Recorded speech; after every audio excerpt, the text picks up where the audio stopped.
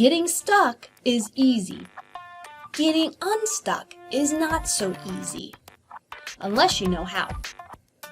Whether it's personally or professionally, the steps to change are exactly the same. There's a clear-cut formula to living the life you want and deserve. Are you ready to make a change? It's easier than you think. Go to thehabitformulabook.com and get yourself a free copy. Remember, you don't even have to read it. Just do the exercises at the end of each chapter. If you want me to hold your hand, upgrade your order to the premium course. These principles are the same steps I took to work 25% less and make 30% more. If you seriously want to change something in your life, thehabitformulabook.com will show you how. And get yourself a free copy or upgrade to the premium course for even better and faster results. And get unstuck today. thehabitformulabook.com.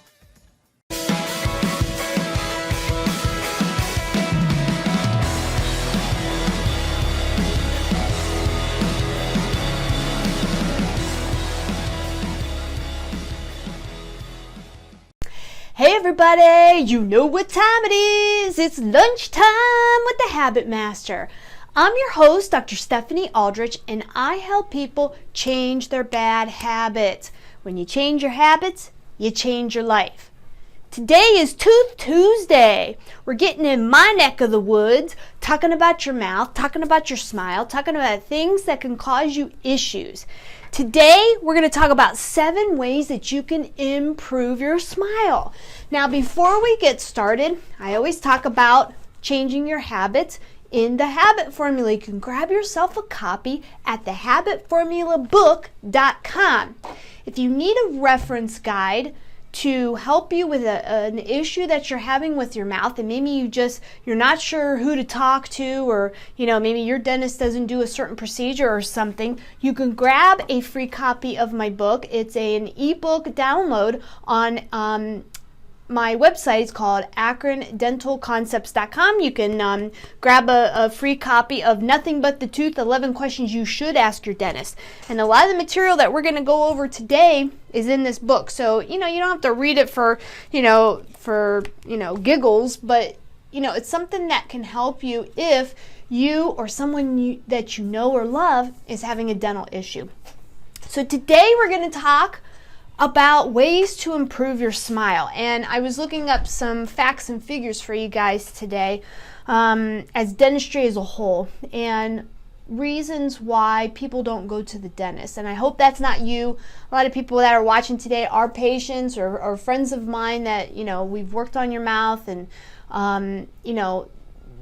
you got to really make sure that dentistry is part of your being, because the mouth leads to the body. So if something's wrong with the mouth, a lot of times something's wrong with the rest of your body. It can lead to cardiovascular issues. It can lead to stroke. It can lead to diabetes. It can lead to all kinds of things that you don't want, right? So make sure that you're going to the dentist. Make sure that you're, nipping things in the bud when they're small and they don't hurt, because trust me, when they do start hurting, sometimes you can't get in. Sometimes it's on Christmas Eve. Sometimes, there's an issue and you end up in the emergency room, and that just makes everything bad because they don't know what they're doing. There's usually not a dentist on board over there. And they try to nip it in the bud with, some kind of pill or something, and that's really not how you take care of a tooth.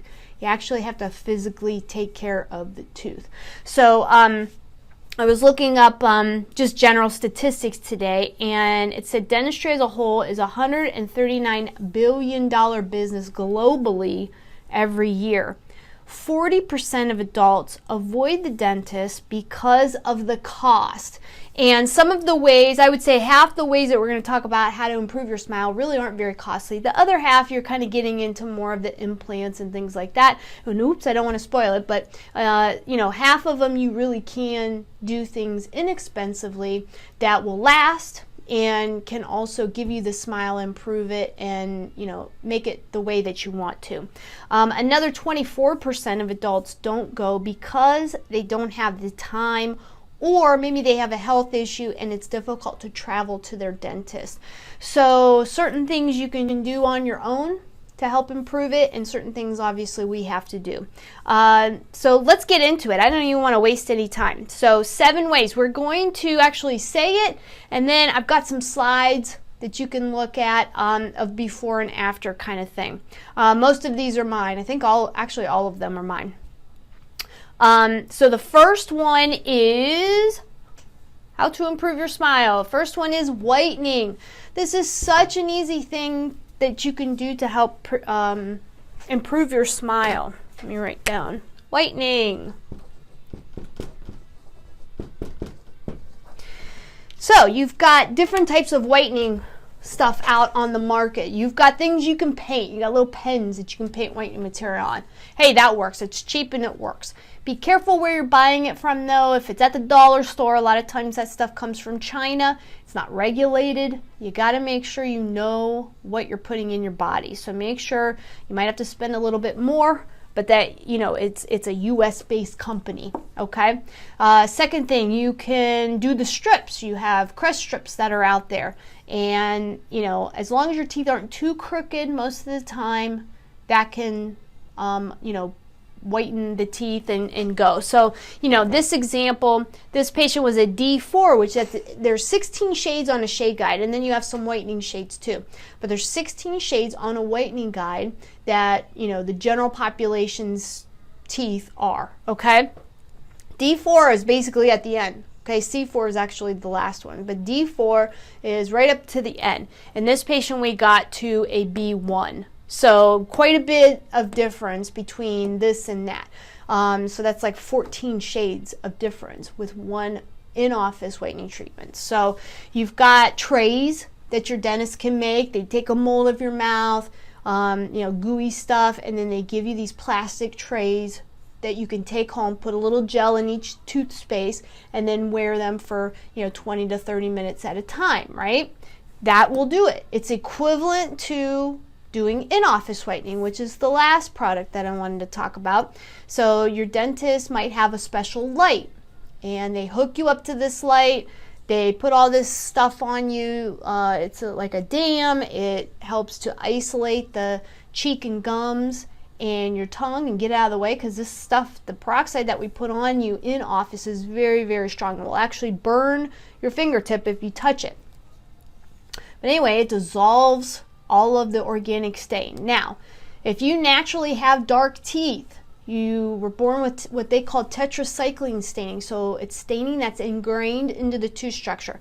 No amount of whitening is going to help you. I mean, even this patient still has some striations. Their teeth are naturally striated. There's nothing you can do short of actually covering the tooth structure with either bonding or crown and bridge that we'll get into in a sec. There's nothing else you can do. So, whitening only goes so far. So let's say you just need a little touch up, okay? Crest white strips, a little whitening pen, something like that is going to do you good. If you're using a whitening toothpaste, I would caution you, do not use whitening toothpaste every single day. I can't tell you the hundreds of patients I've seen over the years that have come in, their teeth are sensitive, their gums are red and puffy, and it's because that peroxide in that, it builds up over time, and then you obviously have some type of allergic reaction and it burns the tissue. So if you want to use it a couple times a week, that's fine, but a daily toothpaste should have no extra ingredients in it. If it's cavity protection, that's fine. If it's gum defense, that's fine. But stay away from the whitening toothpaste on an everyday basis. You want to be, just like you shouldn't be eating a cupcake every day. You want it to be a special occasion. So once in a while kind of treat kind of thing. So once or twice a week, whitening toothpaste is fine. Whitening agents as a whole. Let's say you get strips. You shouldn't do strips more than, let's say, 3-4 times a year. You shouldn't whiten your teeth with any kind of whitening material that's in a tray more than 4 times a year, probably even 3 times a year, okay? The in-office stuff that's really, really strong, I will not whiten anybody's teeth. I tell them, no way, go away, at least once a year, okay? And a lot of times I don't even whiten them every 2 years because it's that strong, and it takes a while for that organic stain to get in the nooks and crannies and then develop a color, right? Develop a hue that you actually get to notice that your teeth are pretty stained. So, you know, take that with a grain of salt, do with it what you may, but whitening really is the easiest and cheapest method for you to improve your smile. So if you see that, hey, you know, they're getting a little dingy, hit the whitening first. It's the most effective, it's the least costly, and it's the quickest to get a result. And it's easy. I know we're always running specials.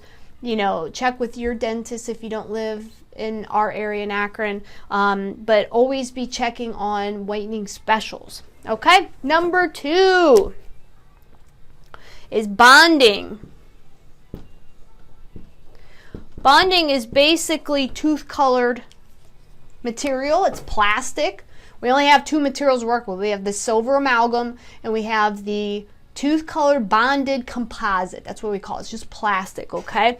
So you can see that this person, you know, broke their corner of the tooth. So we can lay a little bit of plastic covering over top of that. Now, good things and bad things for that. Good is it's cheaper. Insurance will cover part of it, whatever your plan is, usually at least half, sometimes 80%. It's, you know, we can do it right away. So as soon as you come in, we can fix it. 1 appointment, usually 20 minutes to half an hour, done. The bad part is it's plastic. Plastic flexes. It flexes a lot more than the tooth structure. The tooth structure is a lot harder. So what happens is, if this guy, I would tell this person, hey, no more biting into apples, no more biting into a hard hoagie sandwich, corn on the cob, a carrot, a piece of celery, because if you do, that little chunk's going to come off, I can guarantee it. And insurance is only going to cover it once a year. So if it does come off, then you're looking at about $150 at least, sometimes $200 to fix that little nub. So I always tell people, you're biting into things, days are over. Now you have to be careful. So yes, it's functional, but it's also something that you have to baby. So bonding can be effective. It's the next least costly thing to, let's say you have a little recession at the gum or something and you're starting to wear off the enamel and it's starting to look darker. Normally the underneath part, the second layer of tooth structure, is called dentin, and usually it's darker. So let's say you're having some sensitivity and it's also getting darker up there. We can lay a layer of the bonding composite material over and make sure that it matches the shade color of your tooth. So that's an easy thing. Let's say you have a gap in between here, okay, and you don't want to do porcelain veneers, okay, because the budget is just not going to handle it. Well, we can put and layer some bonding in between the 2 edges and close up the gap. So there's a lot of versatility to bonding, but it's also restricted in, you know, usage. You want to make sure that you're not biting into things. You got to really watch the crunchy stuff, which of course I harp on everybody anyway about crunchy things because it can break the tooth structure. So if a crunchy thing could break a tooth structure, what do you think it's going to do with a little plastic filling? It's going to break it, and then you're going to have to keep, you know, redoing it. So that's number 2. Number 3 are my favorite, crowns. Or caps. That's also an older terminology. So, you know, if a lot more of the tooth structure is broken, this person had a previous crown and had broken it. So we just kind of revamped it and then we put it back. Can't even tell. Same shade, same opacity, same shape, all of it. Blends right in, back to go. They cover the tooth structure just like a hard hat, so it surrounds the whole area, and we just glue it on. And I tell everybody, good and bad about crowns is they're not forever, and that's the bad part. Also, the glue will go at some point. It's very, very important for you to go in every 6 months, or if you're on a 3 or 4 month schedule, it's very important for you to have things checked out, because if one of the edges of the crown starts leaking, a lot of times we can just go in and put some more glue in there or patch it with a filling or something. But if it really gets out of hand, a lot of times what I have to do is cut the old crown off, take all that decay out, and redo it. So that's good and bad. They don't last forever. Okay, you should be able to get a good 10 years out of a crown. I've had crowns last, we're going on 20 years. I've had crowns that I put in, you know, at the beginning of my career that are still holding up. So it depends how bad the tooth structure was broken. It depends if you're actually going to see the dentist so that they can check things of how long things will last. So there's a couple different types of crowns. One is the good old-fashioned gold crown, and I've been doing more and more gold lately, probably in the last 3 years, because the tissue loves it and it lasts a long time. I have people that have had gold crowns in their mouth probably for 40 or 50 years. They still look great. They're still sealed. Once in a while I have to pop it back on because you know, the glue gives up, but there's never any decay in there. So there's something about the gold and the bacteria in the mouth that it just doesn't like it, and so it stays away.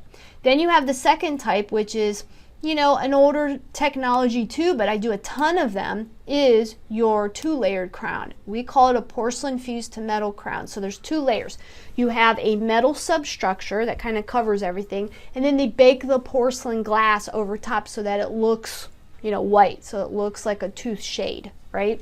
Good and bad about those. Good is, you know, they're strong. They've got that metal substructure under there.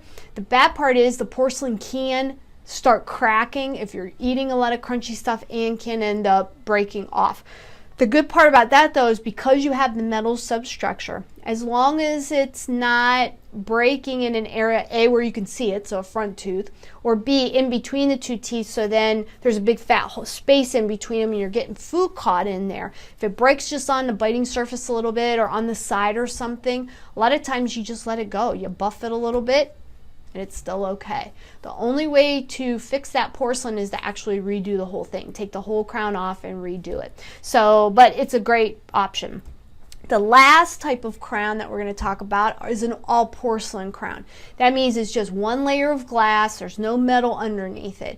Usually I reserve that for someone, front teeth, or someone that they don't really have a lot of work that's been done on a back tooth. Okay, if they've had other crowns going, usually we'll go back to either gold or the 2-layered crown.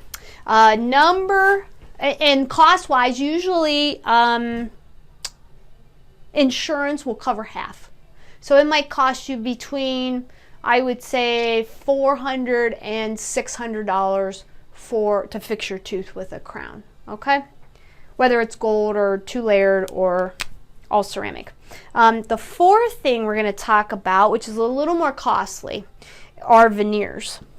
These are kind of in order with the cost, except my last one, and I thought of it at the last moment, but we'll talk about that, why I thought of it in the last moment, is veneers. So think of, you know, they talk about refacing your kitchen cabinets. You're not taking the whole cabinet, right? You're not taking this whole thing. You're just replacing the front and a little bit of the side, so it kind of masks it, right? That's what a veneer does. So, you know, we can cut the teeth a little bit and then straighten them up. Now, this patient, I had, these 2 front ones are way too long, but I took this picture before my camera was going to die, so we smoothed those out so that they looked real nice. But you could see how nice everything else looks, but we did smooth those because they were way too long. But anyway, my camera was dying, so I didn't have time to do it afterwards. But you can do veneers, and this person did veneers, I think, past canines. I think she went one past it. So, you know, veneers, they are costly. The reason why they're costly is it takes a lot of, you know, they're pretty technical with your angles and everything, and especially if your teeth are crooked and you're trying to make them straight again, or something's chipped or twisted. But also, insurance considers them cosmetic, even though they don't necessarily are cosmetic, and they won't cover them. So that's why they're expensive. You're talking probably $1,100, $1,200 a tooth. So it can get pricey, okay? The next way you can improve your smile is by good old braces. I'm just going to say ortho. We call it orthodontics. It's braces. Now, you've got two types of braces. You've got the metal ones, or the ones that are glued on, and sometimes they can be clear, but they're still glued on, okay, with wires and bands and all of that. And then you have the newer types, which are the clear aligners. Now, this is one that I did a long time ago, and this was a kid, and he definitely needed regular braces. This kind of case, if you got them growing all over the place, you definitely can't do this case with a clear aligner. The clear aligners are really reserved for people that have either already had braces, they didn't wear their retainers, and they just kind of relapsed a little bit and they're just a little crooked, or just for people that just need some minor movement, okay? You really can't do a huge case like this in regular clear aligners. You got to go back to the metal braces for that. Orthodontics will run you anywhere from probably $4,500 to $7,000. It really depends on, you know, are they growing out of the ears, or, you know, how bad are they and how long will it take for them to get straight. One good thing is most plans have some type of coverage for that. So that's good, and a lot of times it includes the retainers too, which always break and always get lost. So just make sure, if you can pick up a plan, insurance plan, make sure that it covers the retainers too. If not, that can get expensive real quick, and you don't want them moving. The next one is a little bit of a newer technology, but very, very, very effective. Are implants.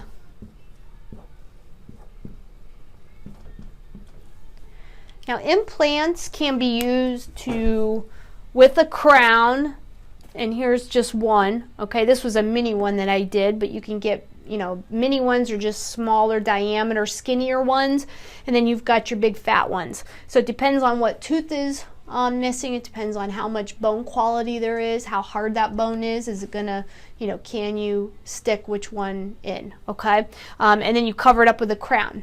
Good thing about implants is, as long as the bone heals, if you're on a medication list this long, you have diabetes, you have heart issues, you smoke, you know, all of this stuff, you have some type of blood issue or, bone issue, the likelihood of you having an issue with the implant actually healing, the bone healing around an implant, is pretty low. I mean, you're going to have an issue. Implants won't be for you, okay? And you'll have to go to the last thing that we're going to talk about in a second. The good thing about implants, as long as they heal, they'll be with you for 98, and they'll heal 98% of the time. They'll be with you till you die, okay? Now, another good thing about an implant is we can do a single tooth, okay, which is what's in this picture here. You can also do multiple teeth on one side, okay, and you can do a bridge. So let's say that, you know, you're missing a tooth here, you implant, you're missing this tooth, and you're going to implant this tooth. You can connect all of this, and I know this is a horrible drawing, but that's okay, and you get 3 teeth, but you only need 2 implants. And you can do a longer span. So if you're missing 2 teeth and you got an implant and an implant, great. You can, as long as you have bone there, you can make a nice bridge and it'll be glued in, okay? So that's the nice thing about implants, is once they heal, you know, you got a nice rock you can build a house on. You got a nice foundation. Another thing you could do with implants is, if you don't have any teeth, and as long as you have, you know, some bone on the upper or lower, is you can actually secure a full denture to them. And that's nice too, because then they're not, you know, moving all over the place. You're not relying on the gum tissue and saliva and watching what you eat, like you can eat. They are secure. They snap into place. So that's, some good things about implants. I know insurance now, a lot of plans are starting to cover part of it. So that makes it a lot less costly to you. There's tons of people that do them. I used to do them. The reason why I stopped is because you still had to carry a lot of little parts, and the implant companies don't like to take the parts back, even if you didn't open them. So it was kind of costing me a lot of money to keep all these itty bitty parts that I never used, just in case I needed it. And so I'm just letting the specialist do it because we're only here 3 days a week, and you got to make a business decision once in a while. So, but implants are a very, very good option. They are costly though. You're talking, $1,000 to $2,000 per tooth, plus the crown or the bridge or the the denture. So you gotta know how you want to improve your smile and go from there. The last thing we're going to talk about of the 7 ways to improve your smile is a partial denture.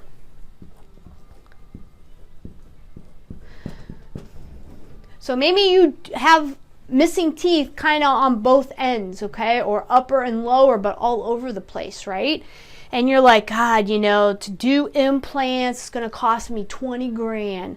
To do, braces, I can't do that because my bone's not that great. Can't do bridges because I don't have enough teeth to secure a bridge on it, and it's not that great because the other teeth aren't that great. Partial is one of the least expensive. It's probably right in this area here. It probably should be number 3.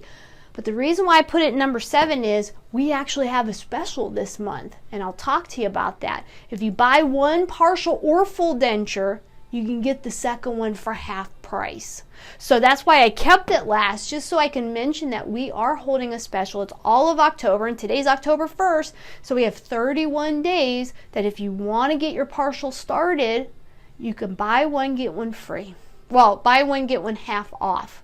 But really, it's almost free because your insurance company will pay for half. So it's almost like buy one, get one free. You're using your insurance benefits. So anyway, here is an example. This is a top partial, and this is a lower partial. And sometimes we can cut out a little bit more of the palate. It depends what teeth are missing, okay? And this person's really missing a bunch of teeth. This person down here, only a few teeth missing.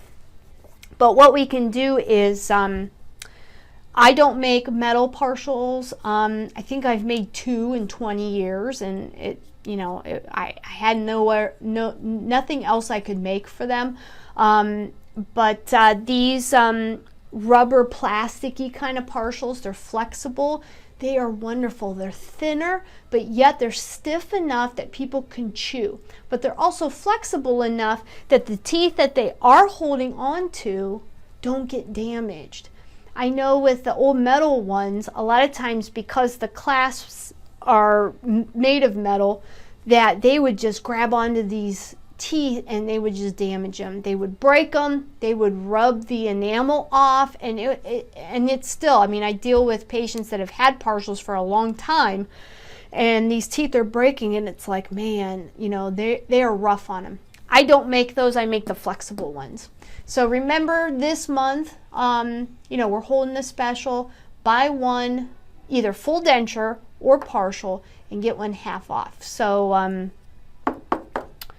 that's something to think about if you need it. So let's go over these 7 easy ways that you can improve your smile. If something's not right, you've been waiting for it, this is the best time to go, because your insurance is going to renew itself in January, so you can use your benefits. And if you do have a couple of things to do, get part of it done now, max your insurance out, and then January 2nd, whenever everybody comes back from the holidays, go and get the rest of this stuff done, right? That makes it so awesome. So 7 ways that you can improve your smile today. Let me go through this.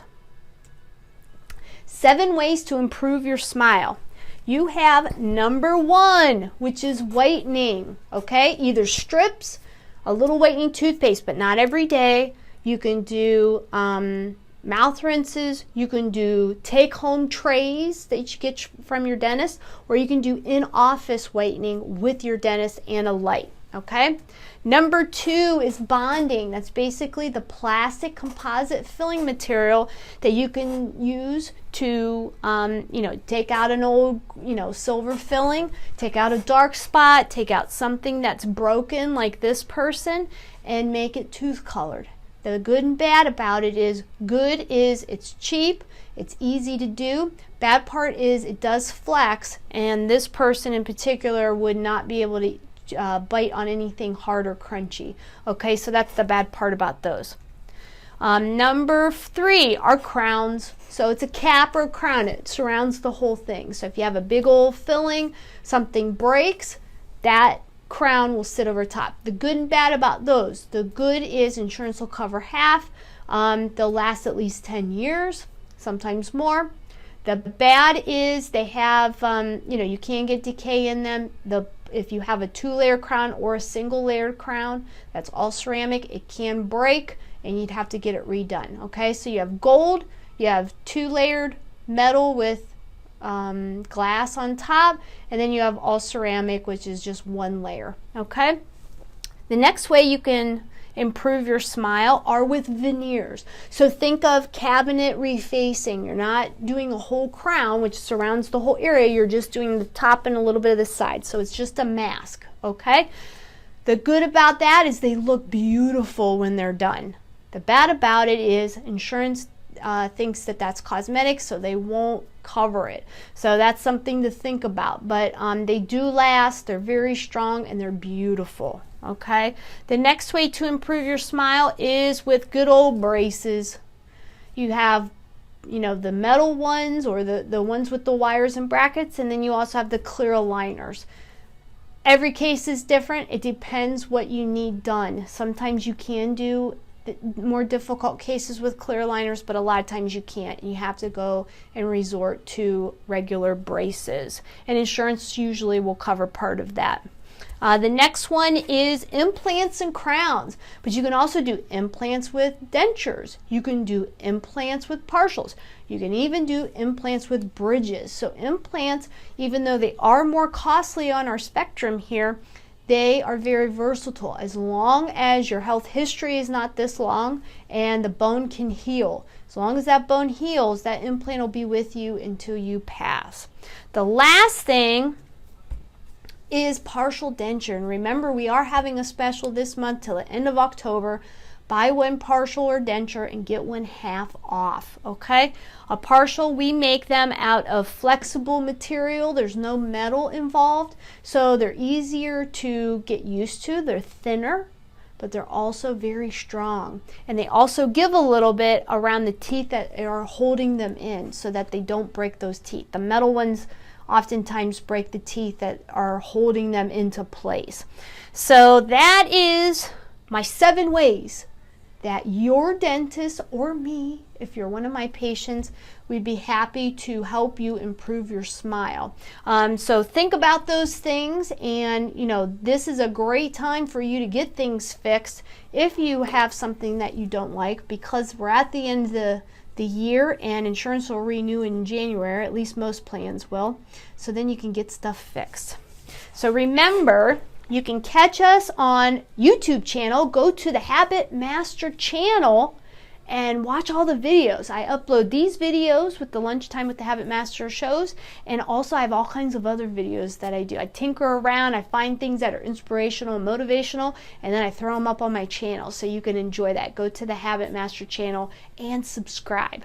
Also, if you're a podcast person, you can listen to the Lunchtime with the Habit Master episodes on iTunes or Spotify, so check us out there. And thanks for watching, and let's build good habits together. I'll see you guys tomorrow at noon for Business Wednesdays.